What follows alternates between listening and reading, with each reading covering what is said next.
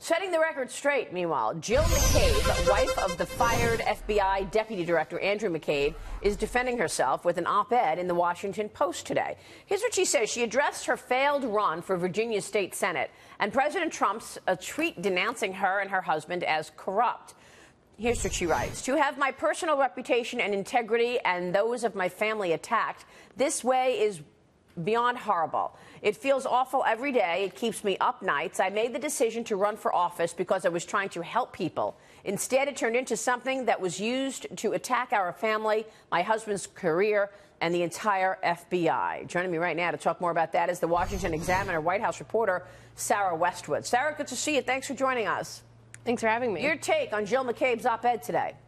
Well, I think it's certainly interesting to hear her side of the story. She has been sort of a silent character in this whole drama surrounding Andrew McCabe, dating back to 2016 when Republicans invoked her campaign to use against Hillary Clinton as a sign of how far their corruption reached. I do think it's interesting, though, because the issue that she's addressing, her political campaign, really has nothing to do with the reasons why Andrew McCabe was fired and the reasons why he personally came under scrutiny in recent months. That has to do with a completely separate incident of McCabe allegedly leaking sensitive details about an ongoing investigation to reporters without seeking authorization.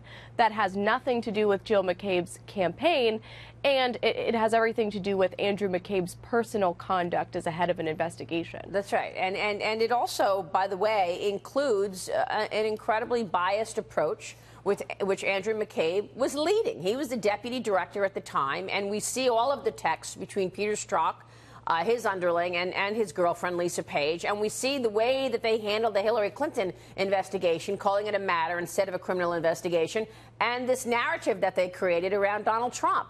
So there was clear bias. She doesn't address that in the op-ed. Right, and I think that is part of what makes it sort of a straw man argument. Sure, there were certainly Republicans, Donald Trump himself, who exploited the details of her campaign contributions from Terry McAuliffe, who is a close ally of the Clintons, for their own gain. But what we're really talking about now with regards to Andrew McCabe is whether he lied to the Inspector General about leaking to reporters, whether he tried to spin the Hillary Clinton email investigation in a more favorable light to protect himself personally when he was coming under scrutiny in the media. We're seeing reports now that Director James Comey may have even told the Inspector General that McCabe never actually sought authorization directly from him, as McCabe has apparently claimed to investigators. So there is a whole lot of moving pieces here that really have nothing to do with Jill McCabe. It seems like these two are fighting now, Jim Comey and Andrew McCabe, because Andrew McCabe, now it appears, was running the whole thing. He was really in charge, and right, he ought to hurry up and get a book out so all the talk show hosts will.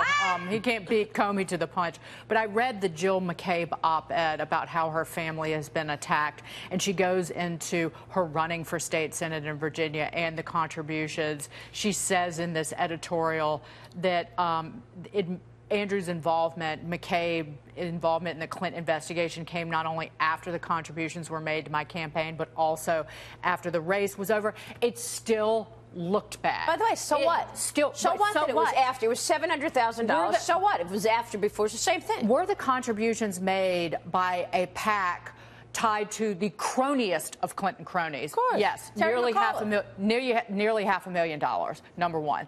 Number two, did your husband work on the Hillary Clinton investigation of her email server after the fact? Absolutely. She says it was cleared by the FBI's ethics office. But you know what? In an election year, if you want to be careful, you step back, you step off. Yeah. That's not what happened. And this is just one of the many conflicts of interest in the DOJ. I mean, you had this guy, Bruce Orr, who is married to a woman who worked for Fusion GPS. You have Peter Strzok and Lisa Page. Bruce Orr was the #3 guy at the Department of Justice. It's stunning. But really? Sarah, and you don't tell anybody your wife is working for the firm that's creating this dossier? Oh, it's infuriating to so many Americans. But Sarah, what can Jeff Sessions do? What actions can he take within the FBI? Should he just start firing people?